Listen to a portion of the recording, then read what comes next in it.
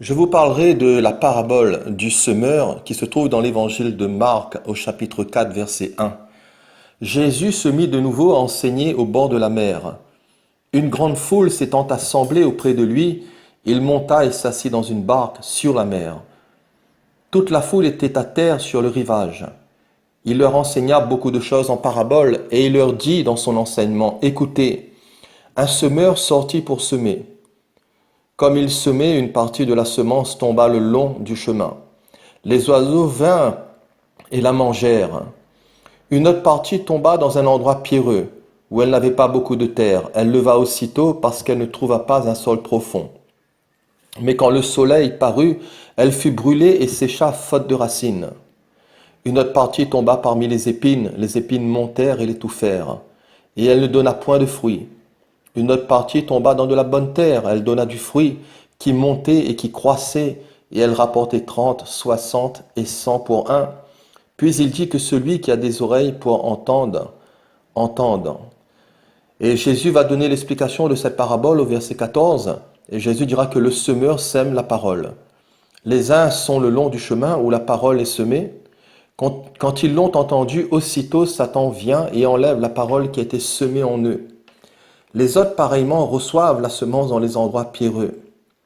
Et quand ils entendent la parole, ils la reçoivent d'abord avec joie, mais ils n'ont pas de racine en eux-mêmes, ils manquent de persistance. Et dès que survient une tribulation ou une persécution à cause de la parole, ils y trouvent une occasion de chute. D'autres reçoivent la semence parmi les épines. Ce sont ceux qui entendent la parole, mais en qui les soucis du siècle, la séduction des richesses et l'invasion des autres convoitises étouffent la parole et la rendent infructueuse. D'autres reçoivent la semence dans la bonne terre. Ce sont ceux qui entendent la parole, la reçoivent et portent du fruit, 30, 60 et 100 pour un. La parabole ici du semeur. Cette parabole, nous pouvons aussi la retrouver dans l'évangile de Matthieu au chapitre 13 et dans l'évangile de Luc au chapitre 8. Jésus, durant son ministère terrestre, a cité à plusieurs reprises des paraboles. Mais ces paraboles, nous les retrouvons également aussi dans l'Ancien Testament. Dans le deuxième livre de Samuel, au chapitre 12, il nous est parlé de la parabole de la brebis du pauvre, que Nathan le prophète a raconté à David. Et cela a été comme une arme morale pour remuer la conscience de ce roi qui était tombé dans l'adultère. Et le Seigneur allait envoyer son prophète, et au travers de cette parabole, David allait recevoir comme un électrochoc, et son péché allait être dévoilé.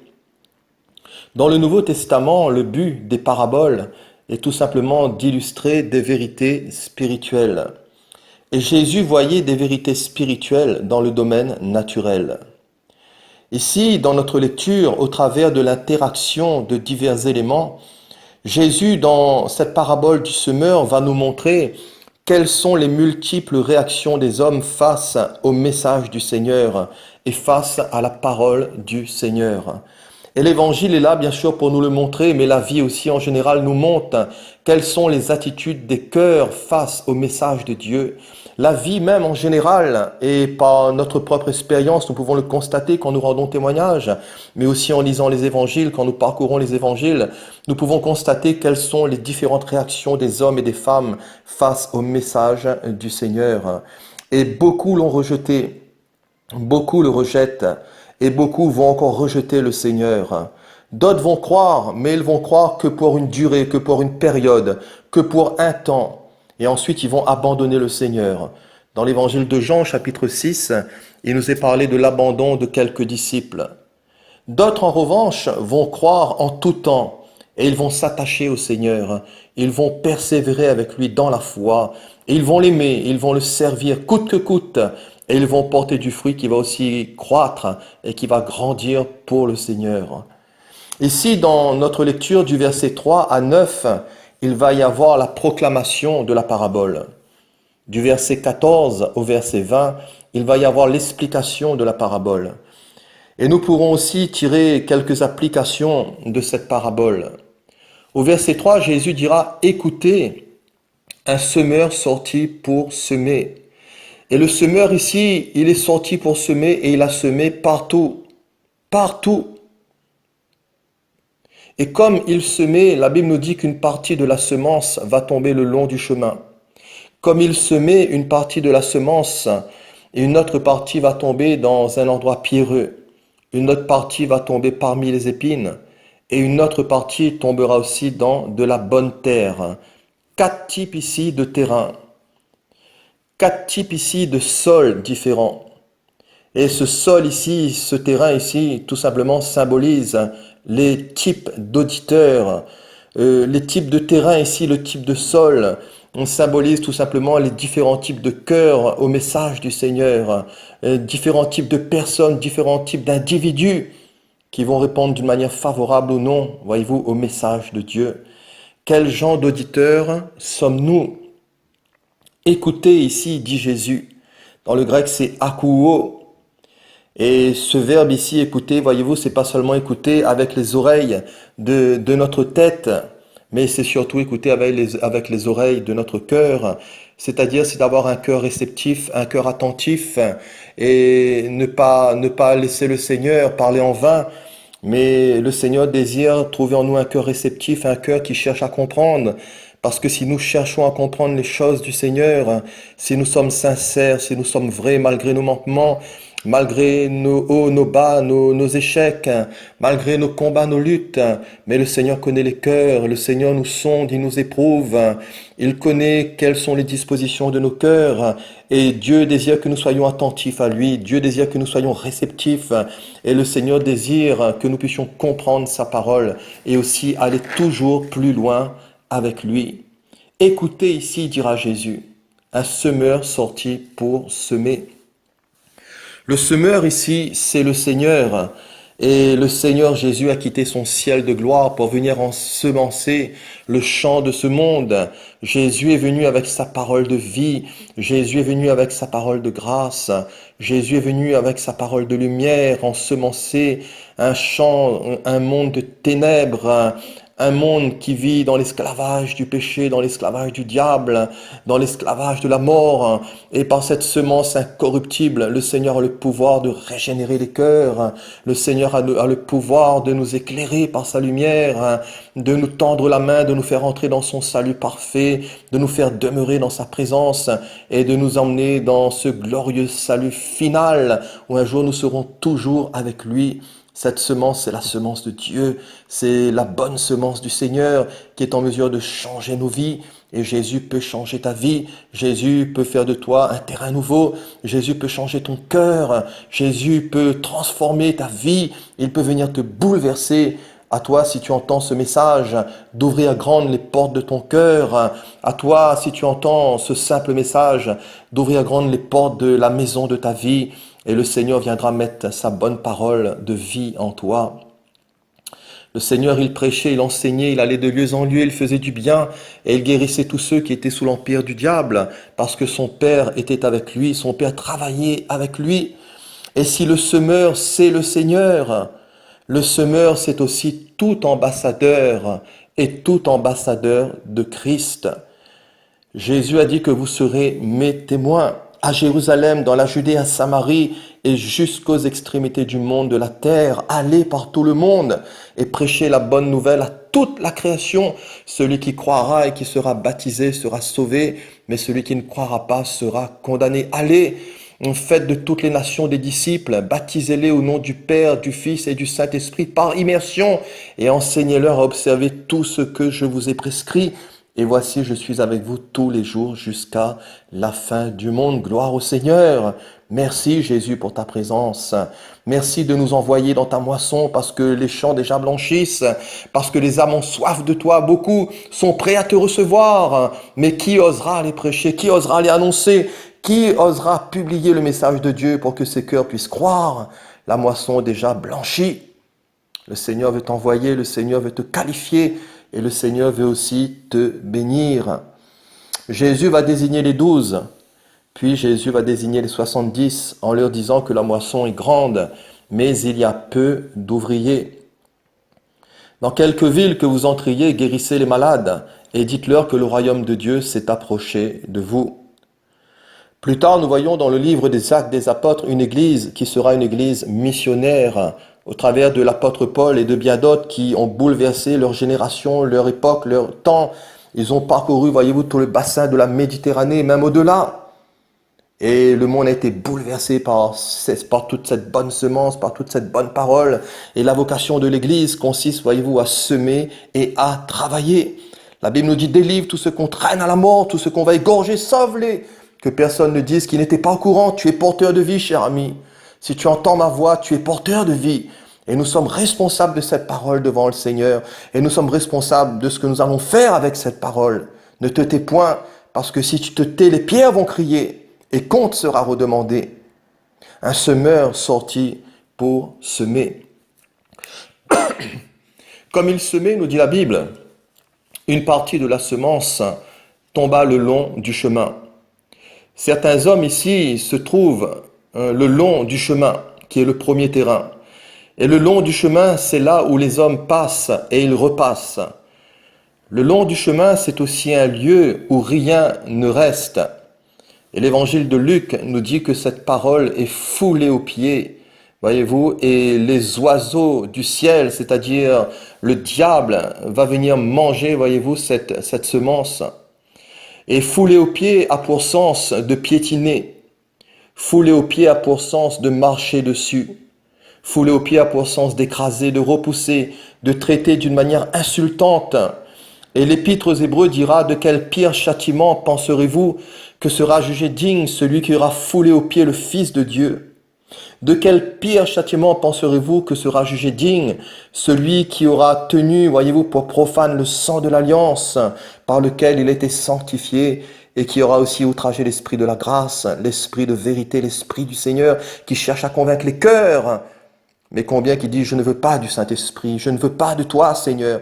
Bien que j'ai entendu ta parole, oui, j'ai entendu tel prédicateur, combien qui m'ont rabâché que tu es vivant, combien qui m'ont rabâché que tu veux me sauver. Mais ce n'est pas pour moi. Peut-être c'est pour mon camarade, mais ce n'est pas pour moi. Et voyez-vous, ils refusent, ils piétinent cette parole. Ils refusent, ils outragent l'action de l'Esprit dans leur vie. Et combien qui foulent à leurs pieds, qui piétinent, qui traitent avec insulte et mépris le Seigneur et sa parole. Pourtant, Jésus nous dit ici qu'ils ont bien entendu, mais le diable vient, et le diable comme un voleur, un égorgeur, il enlève de leur cœur la parole qui a été semée de peur qu'ils ne croient et qu'ils ne soient sauvés. Et sur le long du chemin se trouve le malin. Et si le Seigneur travaille, le diable aussi travaille. Si le Seigneur est en activité, le diable aussi est en activité. Aussitôt, nous dit la Bible, le malin va venir et il va enlever la parole qui a été semée dans le cœur de peur qu'il ne croie et soit sauvé. Aussitôt, le diable ne perd pas de temps. Quand quelqu'un est un peu étourdi, quand il est quelque peu incrédule, bien qu'il entend ou qu'il n'est pas là avec ça, le diable viendra enlever, saboter cette semence de peur qu'il ne croie et qu'il ne soit sauvé, car le diable sait que c'est par la foi qu'on est sauvé, c'est par la grâce, c'est par le moyen de la foi, et cela ne vient pas de nous, mais c'est le don de Dieu. Et le diable sait que la foi vient de ce que l'on entend, et ce que l'on entend vient aussi de la parole de Dieu, du Seigneur. Le diable s'oppose à la foi. Le diable ne s'oppose pas à la croyance religieuse. Tu peux pratiquer une religion, 2, 3, 4, 5 religions en même temps. Combien qui ont une multitude de religions à leur compte, mais leur vie ne change pas et tout cela ne gêne pas le diable. Mais le diable s'oppose à la véritable foi. Et le but du diable, voyez-vous, c'est toujours de détruire la foi et d'emmener les gens dans la mort et dans la perdition. Ici, il va enlever la parole de peur qu'ils ne croient et qu'ils soient sauvés. De peur qu'ils ne croient et qu'ils soient sauvés. Un semeur sorti pour semer. Une autre partie ici va tomber dans des endroits pierreux, ça sera le second terrain. Et la Bible nous dit, quand ils l'entendent, ils vont la recevoir d'abord avec joie. Et ici, ces auditeurs du deuxième terrain sont pleins de joie et ils sont pleins d'allégresse. Ils vont se réjouir à l'écoute de la parole de Dieu, des bienfaits du Seigneur, parce que le Seigneur les aura fait du bien. Ils seront ici heureux. Mais la véritable foi, c'est plus que des émotions. La véritable foi, c'est plus que des frissons. La véritable foi, c'est un engagement concret, un engagement ferme avec le Seigneur, coûte que coûte, et en marchant par la foi dans l'obéissance avec le Seigneur, recevoir avec joie. Combien qui ont reçu avec joie les effets de la parole de Dieu, combien qui ont reçu avec joie les bienfaits du Seigneur, combien qui ont été visités par Dieu, Dieu les a touchés, combien qui ont été guéris, combien qui ont été bénis, combien même qui ont été pardonnés, combien même, voyez-vous, qui se sont convertis. Mais ils ne se sont jamais engagés véritablement. Ils ont fait une certaine expérience avec Jésus, mais ils ont accepté l'œuvre de Christ, mais pas l'action de Christ. Ils ont voulu de Jésus comme sauveur, mais pas de Jésus comme Seigneur. Et combien de croyants, mes bien-aimés, qui sont comme ces endroits pierreux, et ils n'ont pas de racines en eux-mêmes, ils n'ont pas beaucoup de terre, ils n'ont pas de sol profond. Ils manquent de persistance, ils sont temporaires, ils sont passagers. Et dès que survient une tribulation, une persécution à cause de la parole, ils y trouvent une occasion de chute. Dès que survient un problème grave, une difficulté, une opposition, un combat, une lutte, une tribulation de leur vie, une persécution à cause de la parole, ils vont chuter, ils vont se retirer, ils vont tout abandonner, ils vont s'évaporer sans bruit en abandonnant leur profession de foi. Et l'évangéliste Luc dira qu'il croit pour un temps, mais pas en tout temps. Dans Actes chapitre 5, il nous est dit qu'après que les apôtres furent battus de verge, ils furent relâchés. Et la Bible nous dit qu'ils se retirèrent devant le Sanhédrin joyeux d'avoir été jugés dignes de subir les outrages pour le nom de Jésus. Les apôtres ici n'ont pas trouvé une occasion de chute face à la parole de Dieu, à cause des tribulations et des persécutions qu'ils ont subies, et Dieu sait combien ils en ont subi.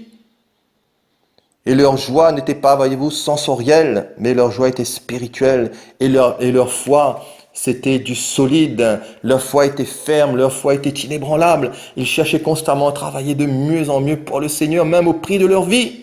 Paul dira, pour moi-même, je ne fais aucun cas de ma vie, comme si qu'elle m'était précieuse, pourvu que j'accomplisse ma course avec joie et le ministère que j'ai reçu du Seigneur d'annoncer pleinement le message du Seigneur. Qu'importe pour ma vie, qu'importe ce qui peut m'arriver, qu'importe qu'on me brûle, qu'importe qu'on me mette dans le cachot, qu'importe que je meure en martyr, mais l'essentiel c'est que je puisse poursuivre ma course avec joie et honorer le Seigneur, l'aimer et parvenir au but final et au salut final. La véritable foi triomphera toujours de l'épreuve. Et l'épreuve ne sera pas pour nous une pierre d'achoppement, mais un tremplin de rapprochement. Et l'épreuve sera là, non pas pour nous faire tomber, mais pour nous rapprocher davantage de Jésus, pour nous donner constamment, d'avoir plus confiance en lui, de voir sa main à l'œuvre, de voir le Dieu des délivrances à l'action, face à un souci de foyer, face à une maladie, face à un problème de travail, face à un problème de santé. Tout cela ne sera pas là pour nous faire croupir, pour nous rendre malheureux, mais nous allons lever les yeux vers le ciel, nous allons lever les yeux vers Jésus en disant, Jésus, tu es là, mon Seigneur, tu habites dans mon cœur, tu as dit que les cheveux de ma tête sont tous comptés, Seigneur, tu as dit, je ne te délaisserai point, je ne t'abandonnerai point, et je suis toujours avec toi, le Seigneur est toujours avec toi, cher ami, et confiance, ne doute pas, et foi dans le Seigneur, c'est lui qui saura te diriger au bon port. Un semeur sortit pour semer. Comme il semait, une partie de la semence tomba le long du chemin. Comme il semait, une autre partie tomba dans un endroit pierreux. Mais comme il semait, une autre partie tomba aussi parmi les épines. Et le troisième terrain ici, d'autres vont recevoir la semence parmi les épines. Parmi les épines. Le cœur ici est un véritable champ de bataille. Et une guerre ici sans merci est livrée. Ce sont ici ceux qui entendent bien la parole du Seigneur, mais en qui, à l'intérieur de qui, au-dedans de qui, les soucis du siècle, la séduction des richesses et l'invasion des autres convoitises étouffent la parole et la rendent infructueuse. Cette parole ici sera étouffée, et dans le grec cela signifie qu'elle sera étranglée. Cet auditeur ici, c'est l'auditeur qui écoute bien la parole. Mais dans le cœur, il va s'insinuer en même temps les soucis quotidiens. Cet auditeur ici aura une certaine réceptivité, Mais dans son cœur, il va se produire quelque chose, c'est qu'il va y avoir un mélange, et dans le cœur, il va s'insinuer la soif des richesses et l'invasion d'une multitude de convoitises. Et attention, attention pour toi chrétien, attention pour nous chrétiens, et pour combien de croyants l'intérêt porté aux choses spirituelles diminue dans bon nombre de vies. Combien de nombre de vies qui se refroidissent, qui se tiédissent, parce que combien de chrétiens qui sont là pris dans le tourbillon de la séduction des richesses, toujours avoir, toujours encore plus, avoir toujours plus de voitures, plus de maisons, plus de projets, plus d'ambitions professionnelles, constamment. Et on ne consulte plus le Seigneur. Notre but, c'est d'emmagasiner, de garder, d'avoir constamment et plus et plus. Combien qui sont pris par la soif des richesses, par l'amour de l'argent. Et l'intérêt des choses du Seigneur baisse dans leur vie. L'intérêt des choses spirituelles diminue. Et à vrai dire, toutes ces choses s'en vont. Et celui qui n'est pas entier pour le Seigneur et qui se laisse attirer par ce que le monde propose ne portera pas de fruits. Il ne portera pas de fruits. Choisissez qui vous voulez servir. Si l'Éternel est Dieu, allez après lui. Si c'est Baal, va après ton Baal. Si tu aimes le monde, va après le monde. Goûte ce que le monde te donne jusqu'à temps que tu en sois dégoûté et que tu vomisses. Et là, peut-être que tu reviendras au Seigneur. Après avoir laissé cette parole en toi ne pas faire son effet, après avoir choisi les choses du diable, après avoir choisi les choses de Mammon, après avoir te moqué de Dieu, peut-être que là, tu vas réfléchir comme ce fils prodigue qui est revenu vers son père, et c'est là qu'il a compris toute la nécessité d'honorer son père et de glorifier son père. Cette parole ici va s'étouffer, elle va s'étrangler. Et combien qui étouffe la vie de l'esprit, qui étrangle la vie de l'esprit en eux. Combien qui s'asphyxient, combien qui meurent dans leur marche chrétienne. Les ronces de l'âme. Le jeune homme riche, dans l'évangile de Luc, chapitre 18, la Bible nous dit que Jésus aimait cet homme, et cet homme observait la loi, il observait scrupuleusement les commandements de Dieu, et Jésus va lui dire une parole qui va le bouleverser. Jésus va lui dire une parole qui va, voyez-vous, complètement le bouleverser, et Jésus lui dira, mais vends tout ce que tu as, distribue-le aux pauvres, et tu auras un trésor dans les cieux, puis viens et suis-moi. Et la Bible nous dit, lorsque ce jeune homme riche va entendre les paroles de Jésus, il va devenir tout triste parce qu'il était très riche. Et ce jeune homme a fait un choix. Pour cet homme, ses grands biens ne lui ont pas permis de se donner au Seigneur. Pour ce jeune homme riche, ses grands biens, ses grandes richesses ne lui ont pas permis de suivre Jésus et d'accomplir la volonté de Dieu. Et Jésus n'a pas couru derrière lui. Jésus ne flatte personne. Jésus n'oblige personne, Jésus parle à notre cœur, Jésus a un plan merveilleux pour nous, c'est un plan de foi.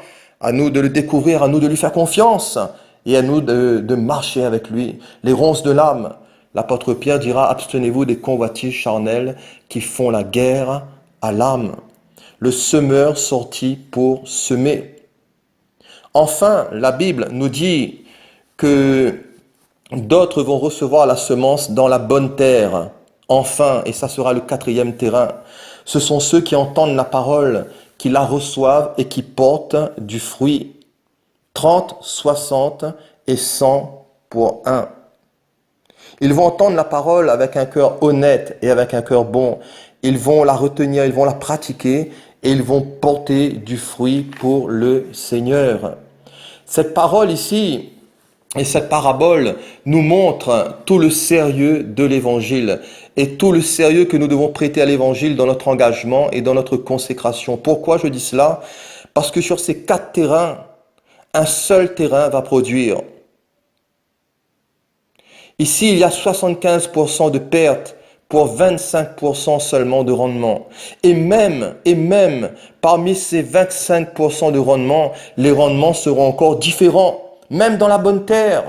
Et tout cela nous montre bien sûr tout le sérieux de notre engagement, de notre consécration, de notre vocation au Seigneur. C'est quelque chose de très sérieux. 30, 60, 100. 100% de résultats pour certains, 60% de résultats pour d'autres, 30% pour d'autres. Mais tous, voyez-vous, dans cette bonne terre aura un rendement. Plaise à Dieu que nous puissions, voyez-vous, avoir un rendement à 100%. Et ceux qui s'investissent et qui se consacrent à fond, ils vont rapporter 100%. Et Je connais l'histoire de cet homme, William Borden.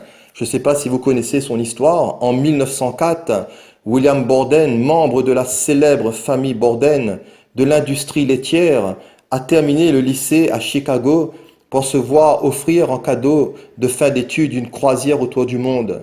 Et lorsqu'il traversait le Proche-Orient et l'Extrême-Orient, plus particulièrement, il s'est senti fortement appelé à œuvrer auprès des âmes perdues. Alors, après être rentré au pays, il a passé plusieurs années à Princeton University, consacrant les 4 premières années à des études de premier cycle et les 3 dernières au séminaire. Et voici ce qu'il a écrit au dos de sa Bible, tandis qu'il était encore séminariste. Il a écrit sans réserve. Et sa famille avait beau le supplier de prendre la tête de la compagnie qui battait de l'aile, il insistait sur le fait que Dieu l'appelle et que Dieu l'appelait à le servir en mission et que cela était sa priorité. C'est ainsi qu'après avoir légué sa fortune, il a ajouté sans retraite à la suite de sans réserve. En route vers la Chine pour y témoigner aux musulmans, il a contracté une méningite en Égypte dont il est mort en moins d'un mois. Et il est mort très jeune, il est mort à l'âge de 25 ans. Après sa mort, quelqu'un qui feuilletait sa Bible a découvert ces derniers mots sans regret. Il savait que le Seigneur n'exigeait pas de lui le succès, mais que le Seigneur exigeait de lui seulement la fidélité. Ce sont des hommes qui ont rapporté 100% pour le Seigneur, ils se sont investis à fond. Comme John Wesley aussi, c'est un homme qui a parcouru, voyez-vous, le monde et qui a travaillé à fond pour le Seigneur avec des persécutions, même dans sa famille avec son épouse. Cet homme était constamment éprouvé, mais c'était un fonceur, c'était un battant et c'était un gagneur pour le Seigneur. Un grain en donne 100, un autre 60, un autre 30. La croissance ici de la semence se fait sans bruit. Et l'évangile n'est pas du faste, l'évangile n'est pas de la dentelle, et l'évangile n'est pas du boum boum. Comment porter du fruit? Parce qu'ici, voyez-vous, le désir du Seigneur, c'est que nous soyons un bon terrain, c'est que nous puissions porter du fruit pour la gloire de Dieu. Comment porter du fruit pour notre Seigneur? En labourant notre cœur. La Bible dit, défrichez-vous un champ nouveau. Permettons à la charrue de Dieu de passer dans notre vie, à la charrue du Saint-Esprit, de venir labourer notre cœur, d'enlever tout ce qui n'est pas du Seigneur, de faire des nettoyages profonds, d'enlever toute espèce de zoom-in, d'enlever toute espèce de mauvaise herbe, de choses qui n'est pas la gloire de Dieu, d'impureté, de mauvais caractère, que le Seigneur puisse nous émonder, nous cisailler. Permettons à la charrue de Dieu de passer dans nos vies pour enlever tout caractère colérique et pour, voyez-vous, tuer toutes les œuvres charnelles. Laissons le Seigneur agir dans nos cœurs. Collaborons avec le Seigneur, avec le Saint-Esprit de Dieu. Recherchons la sanctification.